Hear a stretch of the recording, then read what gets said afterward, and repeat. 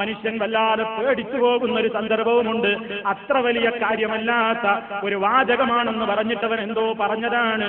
അത്ര വലിയ ഗൗരവത്തിൽ അവൻ എടുത്തിട്ടില്ല. പക്ഷേ അല്ലാഹുവിന്റെ കോടതിയിലെത്തുമ്പോ വാക്കുകൾക്ക് അവിടെ തൂക്കമുണ്ട്, അമലുകൾക്ക് അവിടെ തൂക്കമുണ്ട്. സംസാരിച്ചു പോയ ഓരോ അക്ഷരങ്ങൾക്കും ആ ത്രാസിൽ തൂക്കമുണ്ട്. ജനങ്ങളെ, നമ്മൾ പറഞ്ഞു സുബ്ഹാനല്ലാഹയുടെ ഒരു സീനിന് വെയിറ്റുണ്ട്, ബാക്കിന് തൂക്കമുണ്ട്. സർവാക്ഷരങ്ങൾക്കും തൂക്കമുള്ള ലോകമാണ്. അതുകൊണ്ട് പറയുന്ന വാക്ക് സൂക്ഷിക്കണമെന്ന് നബി സല്ലല്ലാഹു അലൈഹി വസല്ലം മുന്നറിയിപ്പ് നൽകുന്നു. ഇന്നർ റജുല ലയതകല്ലമു ബിൽ കലിമതി മിൻ റിദ്വാനില്ലാഹ്. അതാ ഒരു മനുഷ്യൻ അല്ലാഹുവിന് തൃപ്തികരമായ ഒരു കലിമത്തവൻ പറയുന്നു. നല്ലൊരു വാക്ക് നമ്മൾ പറഞ്ഞപ്പോ മാക്കാനയതൊന്നു അവനത്ര വിചാരിച്ചിട്ടൊന്നുമില്ല. അതിന് ഇത്രമാത്രം പുണ്യമുണ്ടെന്നൊന്നും അവൻ വിചാരിച്ചിട്ടില്ല. പക്ഷേ ഒരു ഖൈറായ വാക്കാണ് അവൻ പറഞ്ഞത്. യക്തുബുല്ലാഹു ലഹു ബിഹാ. ആ വാക്കവൻ പറഞ്ഞതിലൂടെ അല്ലാഹു അവന് വേണ്ടി എഴുതി വെച്ചു കഴിഞ്ഞു. റിദ്വാനഹു, അല്ലാഹുവിന്റെ തൃപ്തിയും പൊരുത്തവും ഇലാ യൗമി യൽഖാ. പടച്ച റബ്ബിനെ നാളെ പരലോകത്ത് വെച്ച് കണ്ടുമുട്ടുന്നത് വരെ. അത്ര വലിയ പോരിശയുള്ള പദങ്ങളുണ്ട്. അതേപോലെ മറുവശവും പറയുന്നു, അല്ലാഹുവിന് വെറുപ്പുള്ള ഒരു കലിമത്ത് ഒരാൾ ഉച്ചരിക്കുന്ന ഒരാൾ അവനതത്ര ഗൗരവത്തിലെടുത്തിട്ടില്ല. പക്ഷേ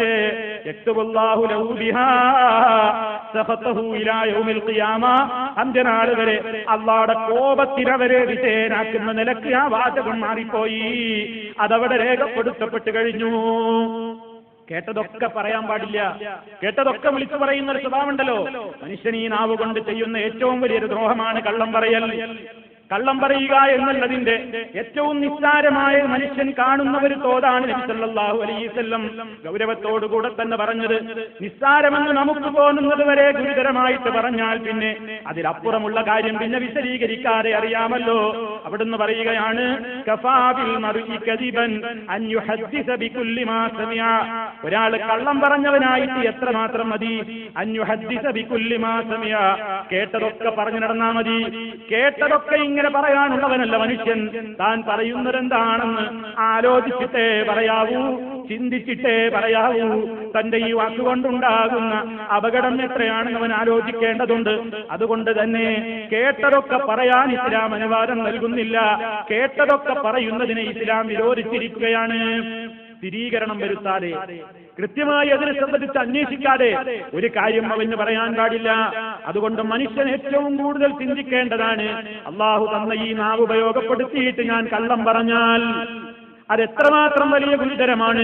അത് കച്ചവട മേഖലയിൽ കള്ളം പറയുമ്പോ ഗൗരവം കൂടുകയാണ്.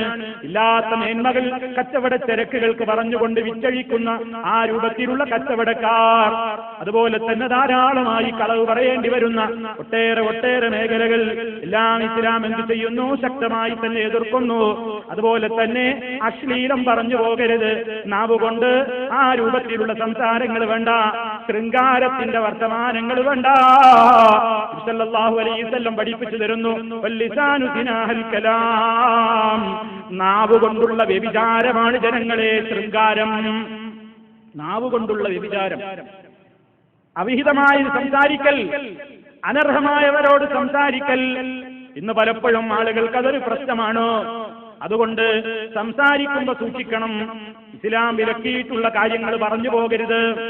ആ രൂപത്തിലുള്ള കാര്യങ്ങൾ സിനിമകൾ കണ്ടിട്ട്, അതുപോലെയുള്ള കാര്യങ്ങൾ കേട്ടിട്ട് അതാ തോന്നിയാസം പറയുന്ന ആളുകളില്ലേ, അശ്ലീലം പറയുന്ന ആളുകളില്ലേ, അതുപോലെ തന്നെ അനാശാസ്യമായ കാര്യങ്ങൾ പറയുന്ന ആളുകളില്ലേ. സല്ലല്ലാഹു അലൈഹി വസല്ലം പഠിപ്പിച്ചത് അത് നാവ് കൊണ്ടുള്ള വ്യഭിചാരമാകുന്നു. നാവിന്റെ വ്യഭിചാരമാണ് അത്തരത്തിലുള്ള സംസാരങ്ങൾ. ആഭാസത്തരങ്ങൾ സംസാരിക്കൽ നാവ് കൊണ്ട് വ്യഭിചരിക്കലാണ്. അതുകൊണ്ട് നിനക്ക് ആനന്ദം തോന്നുന്നുവെങ്കിൽ അത് തന്നെയാണ് വ്യഭിചാരം. അതുകൊണ്ട് നബി സല്ലല്ലാഹു അലൈഹി വസല്ലം പറയുന്നത്, സർവ്വ തിന്മകളിൽ നിന്നും ഈ മഹാനുഗ്രഹത്തെ മാറ്റിവെക്കേണ്ടതുണ്ട്. അത് ഏറ്റവും പ്രധാനപ്പെട്ടതാണ് പരദൂഷണം, അതുപോലെ തന്നെ ഏഷണി, അതുപോലെ തന്നെ ഗൗരവതരമാണ് വ്യഭിചാരാരോപണം പറയൽ.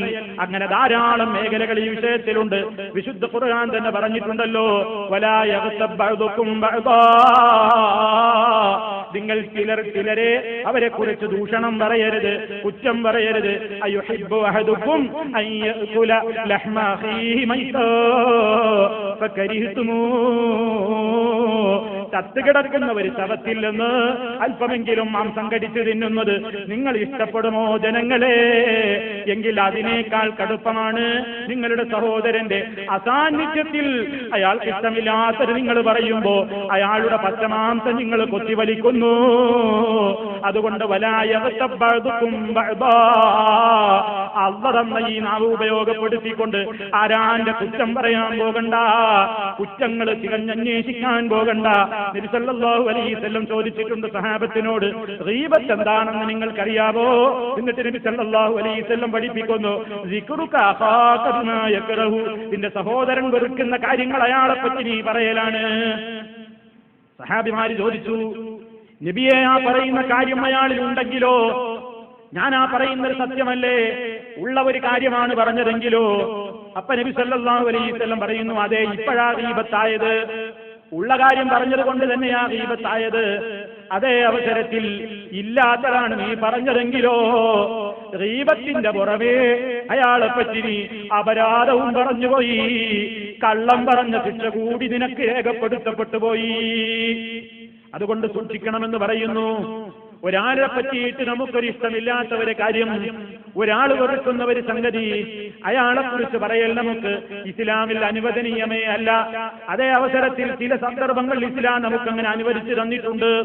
ഒരാൾക്ക് ഇഷ്ടമില്ലാത്ത കാര്യങ്ങൾ പറയലാണല്ലോ ഗീബത്ത്. ഒരാളുടെ പോരായ്മകളെ സംബന്ധിച്ച് പറയേണ്ട സ്ഥലത്ത് പറയാൻ ധാരാളം ചില സന്ദർഭങ്ങളിൽ അല്ലാഹു നമുക്ക് അനുവാദം തന്നിരിക്കുകയാണ്. യാരുടെ കുറ്റവും കുറവുകളും നമുക്ക് പറയാൻ പാടില്ലെന്നില്ല. ചിലരുടെയൊക്കെ കുറ്റങ്ങളും കുറവുകളും പറയേണ്ടതുണ്ട്, അത് പറയേണ്ട സ്ഥലങ്ങളിൽ പറയേണ്ടതുകൊണ്ട് അത് ഗീബത്തിന്റെ പരിധിയിൽ വരുന്നില്ല, ശിക്ഷാർഹമായ സംഗതിയാകുന്നില്ല. മഹാനായ ഇമാം നവവി റഹ്മത്തുള്ളാഹി അലൈഹി അവിടുത്തെ റിയാദുസ് സാലിഹീനിൽ പരദൂഷണത്തെ സംബന്ധിച്ച് പറയുന്ന ഭാഗങ്ങൾ വിവരിക്കുമ്പോൾ അവിടെ പറഞ്ഞു കാണാം, ബാബുമായി ബാഹുമിനൽ ഗീബത്തി, ഗീബത്തിൽ നിന്ന് അനുവദിക്കപ്പെടുന്ന ചില സ്ഥലങ്ങളുണ്ട് ജനങ്ങളെ, അത് വേർതിരിച്ച് പഠിച്ചുകൊള്ളണം, വേർതിരിച്ച് മനസ്സിലാക്കി കൊള്ളണം. അതൊന്നെന്താണ്? ആക്രമിക്കപ്പെട്ട മനുഷ്യന്, മദ്ലൂമായ മനുഷ്യന് ഒരു കോടതിയിൽ പോയിട്ട് ഖാദിയുടെ മുമ്പിൽ പോയിട്ട് കേസ് കൊടുക്കുമ്പോ അക്രമിയായ ആളുടെ കുറ്റങ്ങൾ പറയേണ്ടി വരും. അത് അനുവദിക്കപ്പെട്ട ഗീബത്താണ്. എന്നെ ഒരാൾ അടിച്ചു, എന്നെ ഒരാൾ ചീത്ത പറഞ്ഞു, ഒരാൾ എന്റെ സ്വത്ത് തട്ടിയെടുത്തു, എനിക്കത് കോർട്ടിൽ പോയി കേസ് കൊടുക്കണം. ഞാൻ വെറുതെ പോയിട്ട് അയാൾ സാലിഹാനെ എഴുതി കൊടുത്താൽ കേസാവോ? ഇല്ല. അയാൾ എന്താ എന്നെ ദുൽമ് ചെയ്തത്? അയാൾ എന്താണ് എന്നോട് ദ്രോഹം കാണിച്ചത്? അയാൾ എന്താണ് എന്നോട് അനീതി കാണിച്ചത്? അയാൾ എന്താണ് എന്നോട് അക്രമം കാണിച്ചതെങ്കിൽ അത് പെറ്റീഷനിൽ കൃത്യമായിട്ട് അങ്ങ് രേഖപ്പെടുത്താം, പറയേണ്ടിടത്ത് പറയാം, ഖാദിയുടെ മുമ്പാകെ അത് തുറന്നങ്ങ് പറയാം. അത് അല്ലാഹ് അനുവാദം തന്നൊരു മേഖലയാണ്. വിശുദ്ധ ഖുർആനിലെ വചനം തന്നെ കാണാം, ലാ യുഹിബ്ബുല്ലാഹു ജഹ്റ ബിസ്സൂഇ മിനൽ ഖൗലി ഇല്ലാ മൻ ദുലിം. അല്ലാഹ് പറയുകയാണ്, ലാ യുഹിബ്ബുല്ലാഹു, അല്ലാഹു ഇഷ്ടപ്പെടുന്നതല്ല അൽ ജഹ്റ ബിസ്സൂഇ മിനൽ ഖൗലി, വാക്കുകളിൽ നിന്ന് ചീത്തയായ കാര്യങ്ങളെ അത് പരസ്യപ്പെടുത്തൽ മനുഷ്യന് അനുവദനീയമല്ല. ചീത്തയായ കാര്യങ്ങളെ അത് പറയൽ ഒരാൾക്ക് പരസ്യപ്പെടുത്തൽ അല്ലാഹ് ഇഷ്ടപ്പെടുന്നതല്ല. ഇല്ലാ മൻ ദുലിം, ആക്രമിക്കപ്പെട്ടവനൊഴികെ. ആക്രമിക്കപ്പെട്ടവൻ, അക്രമിയെ കുറിച്ച് പറയേണ്ടിടത്ത് അവന്റെ കുറ്റങ്ങൾ പറയേണ്ടി വരും. ഇല്ലാത്തത് പറയുകയല്ലാതെ ഉള്ളത് അവിടെ പറയേണ്ടി വരും. കാരണം ഇവന് നീതി കിട്ടാൻ. അതാണ് ഒരു മാർഗം. രണ്ടാമത്തേത് നമുക്കൊരു തിന്മ തടയാൻ വേണ്ടിയാണ്. ഒരു തിന്മ തടയേണ്ടി വരുമ്പോ ചില ആളുകൾ ഇങ്ങനെയൊക്കെ ചെയ്യുന്നല്ലോ എന്ന് പറയേണ്ടി വരും. അതുപോലെ തന്നെ ഒരാളോടൊരു വിഷയത്തിൽ ഫത്വ തേടണം, ഫത്വ നേടാൻ പോവുകയാണ്, ഒരു ചോദ്യം ചോദിക്കാൻ പോവുകയാണ്. അങ്ങനെ നബി സല്ലല്ലാഹു അലൈഹി വസല്ലമിന്റെ കാലത്ത് ധാരാളം സംഭവങ്ങൾ ഉണ്ടായിട്ടുണ്ട്. അതാ ഇന്നയാൾ എന്നോട് ഇങ്ങനെയൊക്കെയാണ് പ്രവർത്തിക്കുന്നത്, എന്താണ് അതിന്റെ വിധി നബിയെ എന്ന് സ്വഹാബാ സ്ത്രീകൾ ഭർത്താക്കന്മാരുടെ ഗീബത്ത് പറയേണ്ടി വന്നിട്ടുണ്ട്, പലരുടെയും ഗീബത്ത് പറയേണ്ടി വന്നിട്ടുണ്ട്. അതൊക്കെ അതൊക്കെയും സദുദ്ദേശത്തോടു കൂടിയാണ്. അത് അയാളെ ഇടിച്ചു താഴ്ത്താൻ വേണ്ടിയല്ല. ഈ വിഷയത്തിൽ തനിക്ക് ഇസ്ലാമികമായ നിയമമെന്തെന്നറിയാൻ വേണ്ടി പറഞ്ഞു പോകുന്നതാണ്. അതുപോലെ തന്നെ അതിന്റെ വിധിവിലക്കെന്താണെന്ന് അറിയാൻ വേണ്ടി പറയുന്നതാണ്.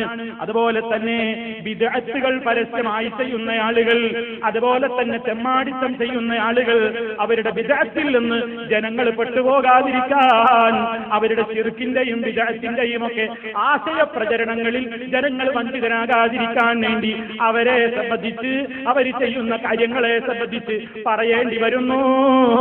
കാരണം എന്തെന്നാണോ, അത് ആ വ്യക്തിയോടുള്ള ദേഷ്യമല്ല, ആ വ്യക്തിയോടുള്ള പകയല്ല, മറിച്ച് ആ വ്യക്തിയിലൂടെ നാടൊട്ടാകെ പുത്തൻവാദം പ്രചരിപ്പിക്കപ്പെടുന്നു, ശിർക്ക് പ്രചരിപ്പിക്കപ്പെടുന്നു, ബിദ്അത്ത് പ്രചരിപ്പിക്കപ്പെടുന്നു, തോന്യാസങ്ങൾ പ്രചരിപ്പിക്കപ്പെടുന്നു.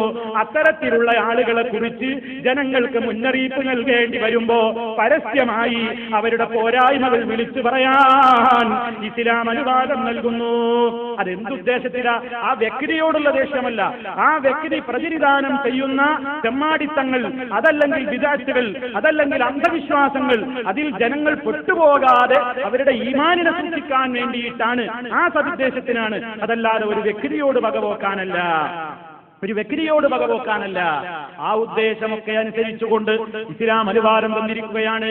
ഇനി നിങ്ങൾ നോക്കൂ, അതുപോലെ തന്നെ മഹാന്മാരായ പണ്ഡിതന്മാർ പറയുന്നു, ചില അവസരങ്ങളിൽ ചില ആളുകളെ സംബന്ധിച്ച് അറിയണമെങ്കിൽ അയാളിലുള്ള ഏതെങ്കിലും ഒരു വൈകല്യത്തെ കൊണ്ട് മാത്രം അറിയപ്പെടുന്ന ആളുകളുണ്ടാകും. ആറാമതായി ഇമാം നവവി റഹ്മത്തുള്ളാഹി അലൈഹി റിയാദുസ് സാലിഹീനിൽ അത് പറഞ്ഞു കാണാം. കാലിന് മുടന്തുള്ള ഒരാളുണ്ടെന്ന് വിചാരിക്കുക, അല്ലെങ്കിൽ അന്ധനായ ഒരാളുണ്ടെന്ന് വിചാരിക്കുക, അല്ലെങ്കിൽ ഊമയായ ഒരാളുണ്ടെന്ന് വിചാരിക്കുക. അയാളെക്കുറിച്ച് മറ്റൊരാളോട് നമുക്ക് പറഞ്ഞു പരിചയപ്പെടുത്തുമ്പോ അയാൾക്ക് പെട്ടെന്ന് മനസ്സിലാകാൻ വേണ്ടി ചിലപ്പോ എന്തു പറഞ്ഞാലും മനസ്സിലാകുന്നില്ലെങ്കിൽ ആ കാലിനിത്തിരി ഒരു മുടന്തുള്ള ആളില്ലേ എന്ന് ആ ഒരു പരിചയപ്പെടുത്തേണ്ട നിലക്ക് ആളെ അറിയിക്കുക എന്ന സദുദ്ദേശത്തിന് വേണ്ടി മാത്രമാണെങ്കിൽ അങ്ങനെ പറയുന്നതും അനുവദിക്കപ്പെട്ടതാണ്. അതല്ലാതെ ഒരാളുടെ ശരീരത്തിന്റെ വൈകല്യം വിളിച്ചു പറയുന്ന നിലക്ക് അവൻ മുടന്തനാണ്, അവൻ കണ്ണുപൊട്ടനാണ്, അവൻ ഊമയാണ്, അവൻ അന്ധനാണ്, അവൻ ബധിരനാണ്, അവൻ നൊണ്ടിയാണ് എന്നൊക്കെ വിളിച്ചു പറയാൻ പാടില്ല. അതേ അവസരത്തിൽ അതുകൊണ്ട് മാത്രമേ ഒരാൾ അറിയപ്പെടുകയുള്ളൂ എങ്കിൽ ആ മനുഷ്യനെ അറിയാൻ വേണ്ടി എന്ന സന്ദേശത്തിന് അയാളെ മോശപ്പെടുത്തൽ ഉദ്ദേശമില്ല, അയാളെ അധപ്പതിച്ചവനാക്കൽ ഉദ്ദേശമില്ല, അയാളെ നെറികെട്ടവനാക്കൽ ഉദ്ദേശമില്ല. ഉദ്ദേശമാണ് അല്ലാഹു പരിഗണിക്കുന്നത്. ഇന്നമൽ അഅ്മാലു ബിന്നിയ്യാത്ത് വഇന്നമാ ലികുല്ലി ഇംറിഇൻ മാ നവാ. ഓരോ മനുഷ്യനും അവൻ എന്താണ് കരുതിയതെങ്കിൽ അതാണ് അവന് ലഭിക്കാൻ പോകുന്നത്. അത്തരത്തിലുള്ള ചില മേഖലകൾ വളരെ സൂക്ഷ്മതയോടുകൂടി കൈകാര്യം ചെയ്യാൻ പണ്ഡിത ലോകം അനുവാദം തരുന്നു. അവയ്ക്കൊക്കെയുള്ള പ്രമാണങ്ങളും തെളിവുകളുമൊക്കെ ശേഷം മഹാനായ ഇമാം നവവി റഹ്മത്തുള്ളാഹി അലൈഹി ഹദീസുകളുടെ വെളിച്ചത്തിൽ പറയുന്നുമുണ്ട് റിയാദുസ് സാലിഹീൻ എന്ന പ്രസിദ്ധമായ ഹദീസ് ഗ്രന്ഥത്തിൽ. അപ്പൊ അതൊക്കെ സൂക്ഷ്മമായി കൈകാര്യം ചെയ്യേണ്ടുന്ന മേഖലകളാണ്. അതല്ലാത്ത നിലക്കുള്ള എല്ലാ മേഖലകളും വളരെയേറെ ശ്രദ്ധിക്കേണ്ടുന്ന സംഗതിയാണ്. സല്ലല്ലാഹു അലൈഹി വസല്ലം അതാണ് പറഞ്ഞത്, നാവിനെയാണ് നിയന്ത്രിച്ചു വെക്കേണ്ടത്. മുആദ് റളിയല്ലാഹു തആല അൻഹുവിനോട് സല്ലല്ലാഹു അലൈഹി വസല്ലം നാവിലേക്ക് ഇങ്ങനെ ചൂണ്ടിയിട്ട് പറയാണ്, മുആദേ കുഫ അലൈക ഹദാ, ഈ അവയവത്തെ പിടിച്ചു വെച്ചുകൊള്ളണം, ഈ അവയവത്തെ തടഞ്ഞു വെച്ചുകൊള്ളണം.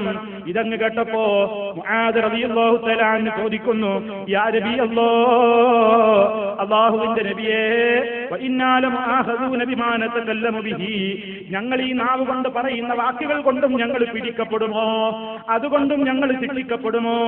ഫഖാല നബി സല്ലല്ലാഹു അലൈഹി വസല്ലം, അപ്പോൾ നബി സല്ലല്ലാഹു അലൈഹി വസല്ലം പറയാണ്, സകിലതുക ഉമ്മുക വഹൽ യകുബ്ബുന്നാസ ഫിന്നാരി അലാ വുജൂഹിഹിം ഔ ഖാല അലാ മനാഖിരിഹിം ഇല്ലാ ഹസായിദു അൽസിനതിഹിം. മനുഷ്യന്മാർ നാളെ നരകത്തിയിലെ